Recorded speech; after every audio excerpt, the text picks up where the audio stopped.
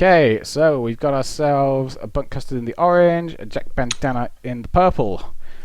And let us take a look at what is happening.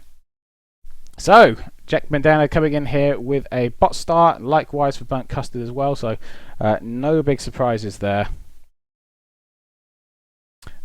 Straight into vehicles then for Jack Bandana. Bunk Custard assisting at his first Faber. Oh, getting old school here with these plays. Oh wow, I haven't seen that in a long time. Yeah, this is definitely a old school tech. Oh my god, assisting at the second as well. Old school plays here from Custard. The old, yeah, that used to be a big thing, assisting at your first Faber, and not so much recently. Commander tends to move on to into a swift second factory. Yeah, But yeah, that'll be interesting to see what ends up happening because of that. yeah, it's certainly seeing some heavy early Faber assistance going on there. Early boom boss as well, so we're going to see him trying to score some early kills with the booms with a limited vision. Although normally that here comes the Firefly. So normally you'll position the Firefly out by the base to give the booms the vision, so that they can then pull off the snipes. And I've been seeing that more and more recently. It seems to be people seem to be thinking that's working out as a relatively cost-effective tactic.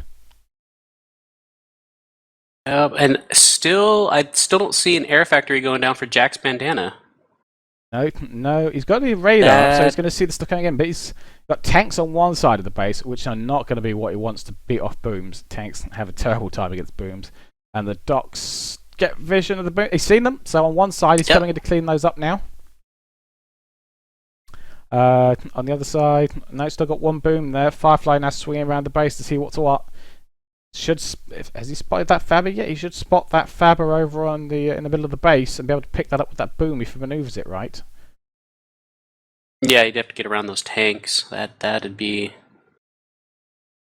take some doing. The Faber's moving away though. Interesting. I don't see Burnt going up on the platforms quite yet, but he does have the air factory, so he will be able to do it. And Boombot going after that. Yep, Boombot takes out the Faber. Yeah, a nice pickup there by Burnt Custard using the Firefly. He's gonna we're seeing drifters come down from Jack Bandana, which is that's an interesting choice. It would not be my pick for unit. You can get them out onto the lakes, but to be honest, there's not going to be a whole lot of action on those lakes. So, no, there really shouldn't be.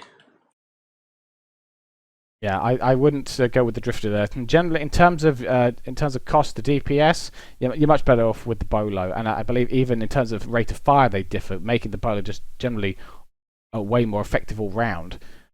Yes, the unit that will soon be called the Ant. Yes, the unit seems to be called the Ant, indeed. But Burnt Custard now coming in with he's got a heavy air presence out there as well, 3 bombers as well, camping out that lake, and really still no air presence going out from Jack Bandana, and falling way behind now in terms of eco. It doesn't look good for him, I have to say. I think he's not got the right approach for this map. No, those early booms set him back a bit, took out his early Faber that was expanding out. These bombers doing some work, but they oof, man, he lost a lot of air units for that. Yeah, he's got the anti-air in there. He knows what's up. I think Burnt Custard really going for the wrong target there. He needs to be swinging around the base and picking up these Fabers and just killing the economy of Jack Bandana. Doesn't need to worry about the ground units at all. He should just hold those off with his own ones. Yeah, he really should. He really should be getting the bombers in there, taking out this Faber that's expanding out from Jack Bandana's base. He's got his own Fabers just happily expanding closer and closer to Jack Bandana's base, not even caring. But indeed, I don't think neither player's gone up onto the ledges yet. Really missing a trick here, I think. It's odd. Yeah, absolutely no presence up there whatsoever. I feel that they're almost letting each other get away with it from the fact that neither of them has gone up there. A real advantage just waiting to happen if someone pops up there. And now Burnt Custard is about to lose this Faber that was building up his defensive line. Poor play, considering he's got a Firefly over there that knows that was coming. Yeah, looks like Burnt Custard's getting the trichotomy going. Jack Bandana's in a really bad position to try to get up on the platforms because, well, one, he has no air presence whatsoever, so he can't get up there anyway. But yeah, Burnt Custard has such a strong air presence that as soon as something were to, transport or something were to come out, Burnt Custard would be all over that. And very But nice. Custard has no reason to not be on the platforms. Well, a very nice bombing run there by Custer. They managed to take both both spinners lined up nicely for him, and they managed to take him out with a single bombing run. A very nice play there. So this land force suddenly very vulnerable and it's going to get cleaned up nicely. But just bizarre play by Custer here. Now he's floating so much that he's actually building up a metal storage, which is not really something you normally see in a standard 1v1 play. His production is a mess, to be quite honest. They shouldn't be building that. He should just be pumping out the production, and he seems to have just gone for this mix of air and docks. But yeah, Custard's got these 4 docks just running into the base. I don't know if they're there for scouting or what, because yeah, he must have thought, hey, maybe I'll get a free fabber for it, but instead he just loses 4 docks for pretty much nothing. yeah, This game is weird. it's certainly not how I would expect this game to play. I must say. Finally, the turret going up from Custard there, so he's locking down that area nicely, and those docks aren't going to make much progress then. But yeah, it's just crawling towards each other, and again, both of them completely ignoring the metal on the ledges. Neither of them's made any attempt to take it whatsoever. No, I mean, if Custard were to get up on the ledges and start getting the economy for that, he would just end this game quickly. Yeah, I think Jack Bandana could close down this entire economy gap just by moving up there and taking that metal. He's now rolling out with tanks, and really, there's not a whole lot going on actually in Custard's base. Custard now going for tier 2, but if that tank army keeps on rolling, it could be very effective. It's how these spinners in there still got those drifters, and I hope he's stopped making those. I wonder if that was a misclick on his part, but yeah, just rolling about. He's completely ignoring that turret very sensibly, heading towards Custard's base. Custard's going to have to rush this tier 2 because he doesn't have the kind of land presence or air presence that's going to stop this army. Great window here for Jack Bandana. No, they're pretty even. The 2 players are pretty even on the mobile count, but a lot of Custard's units are air, and a lot of those air are fighters, and they're not gonna be able to do anything to help them against this tank army.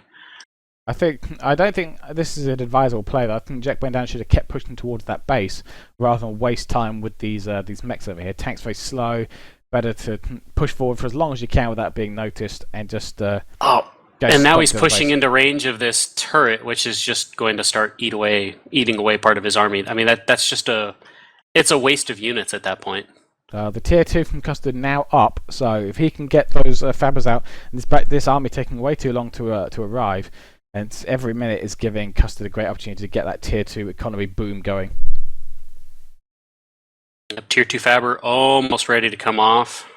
As soon as that Fabber comes off and starts building up economy, then Custard's going to quickly start taking the advantage. Yeah, absolutely. Or expanding his advantage, rather. He's already got the economy advantage. Here he comes with his air army again. We'll see if I think enough spinners in there to hold it. Almost all the. No, he's got 1 spinner, 2 spinners left, 3, 4. That looks like that bombing run just missed the spinners by the looks of it. Ran right through the middle, didn't hit any of the spinners. I think they're all still alive. And armor's looking a little smaller than it was, though. But yeah, I think at this point, Custard's got a reasonable defense here. Still a winner for Jack Bandana, doesn't make a difference. But these economies, oh dear, just terrible. This tank rush this tank army coming in from Jack Bandana. You can't really rush with tanks; it doesn't work. He has scouts, so he's able to take out the mines. Good for him. There's not a whole lot Custard's going to be able to do about this right away. Like, he's got bots, but bots versus tanks, we know how that ends up. He might be able to. He's starting to be a little more effective with it. He's picking away at Jack Bandana's army here, little by little. Well, Jack Bandana's actually coming in for the other side as well with another army, which is about to run into a Fabber. Burnt Custard's looking a little pincered here. He's going to have to really turn that tier 2 advantage around pretty quickly, otherwise he could be in real trouble. Although I think retreating into the trees by Jack Bandana, that's not a good choice. The trees blocking the shots, and with bowlers firing slower than docks, block shots are quite costly. It's better keeping them on the more open side of the base, where he's going to enjoy a bigger advantage against those docks. Yeah, and on the other side of the base, he's going to have to contend with the commander, and a couple good, well-placed Uber cannons will take care of this. Yeah, it's just a shame not to see a few more Infernos in this mix. I think just an army of Infernos coming in from the other side, while this Bolo army kept Bunk Custard busy, and we'd be seeing a lot more base destruction going on here, and perhaps even the ability for Jack Bandana to claim the game. As it is, it looks like he's being forced away by the commander, and then those shellers are going to really dispose of that army. Oh, he's heading for a mine. He's heading for a mine, and he doesn't know it. Oh, ouch. That hurts. That hurts a lot. Yep. Yeah, he's got another army coming too. Like he's got Custard in a little pincer move here. He's got more units coming. He might be able to turn this one around if he can deal enough damage to Custard's base. Custard relying on air presence on this map a lot, and yeah, a whole lot of fighters. Actually, that's odd. He's building a whole lot of fighters, but Jack Bandana still he has one air factory. Oh. He's got one air factory, but Custard's spending all these resources on building fighters for a threat that doesn't exist. Yeah, I think Bunk Custard said he was very happy going into this tournament, but I have to say this build does not inspire vast amounts of confidence for me. I'm not entirely sure what his plan was on this map. He's all of a sort of rushed tier 2, sort of, but there's so much metal just being completely ignored by Custard that he really needs to be taking, that both players should be taking. And I look at the minimap here and I can see that absolutely none of that metal on the ledges has been taken still. And Jack Bandana now hanging outside Bunk Custard's base, but really he's got to get in there and start harassing. He can't just camp his forces there when his opponent's gone tier 2, because every second that this game carries on, he's slipping further and further behind. Yeah, he can't afford to have his units just hanging out there doing nothing. They need to be doing work, or else he's just going to continue sliding down and losing this match. Yeah, he needs to be getting into. He's got a chance here. He really has it. He's really behind on economy.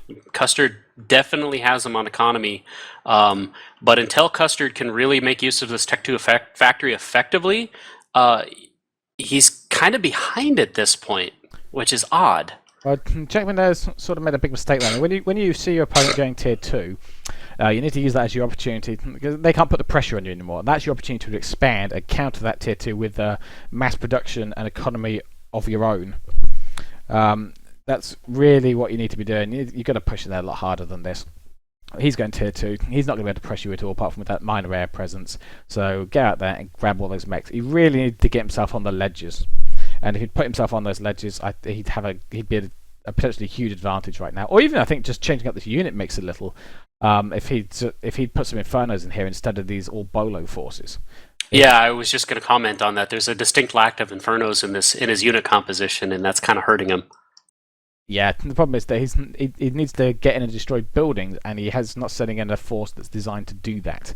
They're designed to engage on the field, and you really don't want that at this point. He needs to get in there to blow up this production. There isn't a lot of it. It takes up the tier 2, and then Bunk Custard's really in trouble because there's a lot of resources invested in that factory. Yeah, he does have units rolling off of it. I do see a lot of shellers. He's got his first leveler, it looks like. At least the first one that I can see rolling off his factory, which is good. I think that's going to help him a lot more than these shellers. I don't know. I'm a big fan of the shellers. If I go tier 2 vehicles, it's all shellers all day. It also means that if there was anything up on those ledges, he'd be able to take that out. But obviously, there's not. That is true, but there's nothing on the ledges.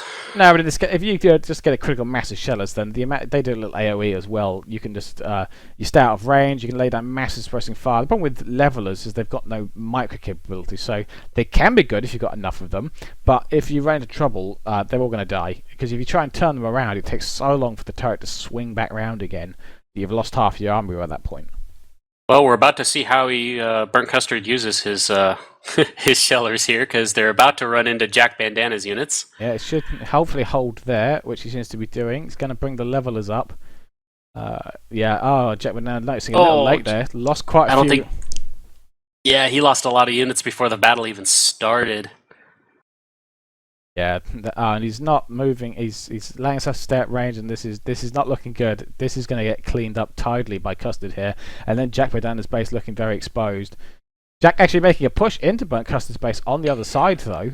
Still all Bolos there, but Don't think he's got enough to really damage, and he's going the wrong way. He needs to swing up across the factories, not down the bottom straight into Custard's army there. Yeah. And unfortunately, yeah, that's force just going to get picked off there. Yeah, they're getting cornered. They're just they're gone. Yeah, it's not looking good for Jack Bandana now. He's starting to look pretty pinned. Really missed his window though. Both play. It has been a very strange game though. This total lack of expansion onto the ledges is an absolute mystery to me. I do not know why they have so completely ignored that metal. And Burntcaster's economy, just that he needs to get on top of that. Oh man, he's stalling energy hard. That hurts. That hurts a lot. But he does have the expansions in the water, which that's something. But these ledges, I just can't believe this. Yeah, there's so much metal going to waste there. What's this? 24 metal being completely ignored, plus some metals on the other side of the ledges as well. Just but kind of boggles the mind really. Buntcaster really not playing up to his potential, I think, and Jack Bandana missing his window. He's got a tier 2 factory up, but I don't think he's built anything tier 2 out of it. And his commander, it's just sitting idle at the moment, and his commander's sitting idle as well, just kind of standing there guarding it. I don't know, maybe he's just having a conversation with it. And we see here now why the shellers are so wonderful. He just pulls his army back, those shellers roll away, and that tier 1 force just melts. It's just it's devastating. And you really have to a force like that. You've got to try and split it until you can close the gap on the shellers. But with Bolo, it's really hard. If they've got a decent number of shellers and you haven't got any other alternate routes, it's a nightmare. Oh man, there's a big force coming in from Custard, all tier 1 units. They're gonna kind of hit these little mines a little bit. Ooh, that was a big chunk. Ouch. Coming in from the other side, they are going to encounter some minefields on the way in, though, and that's really going to hurt. Yeah, it's finally some tier 2 rolling off the factory here from Jack Bandana, who I'm guessing is going to... Yay! But it's unfortunately, it's not. He's building up some slammers when really he's got this tiny area he owns. He really needs to get the tier 2 eco. What's he doing with this commander? He's coming out here where Custard's tier 2 army is going to be coming in a second. That doesn't seem safe. A commander has gone on an adventure. He has. Gone walkabout. A lot of Custard's army though hitting these mines and melting. Bit of a loss there. Really should be hitting Jack Bandana from the other side at the same time, so that Jack Bandana can't just move his armies from one side to the other. Yeah, his army's gonna be hitting from the other side. They're just a little delayed. Apparently they didn't get the memo. Yeah, not the best time to attack, but I think Jack Bandana here marches his commander out, and I think this might be the end for this commander, because once the shellers get a bead on him, he's really in trouble. Yeah, he's going to start melting really quick. The commander cannot micro back and forth fast enough to avoid these shots. Yeah, and down goes Jack Bandana. Ends a very, very bizarre game on Diadem. That's the weirdest game so far.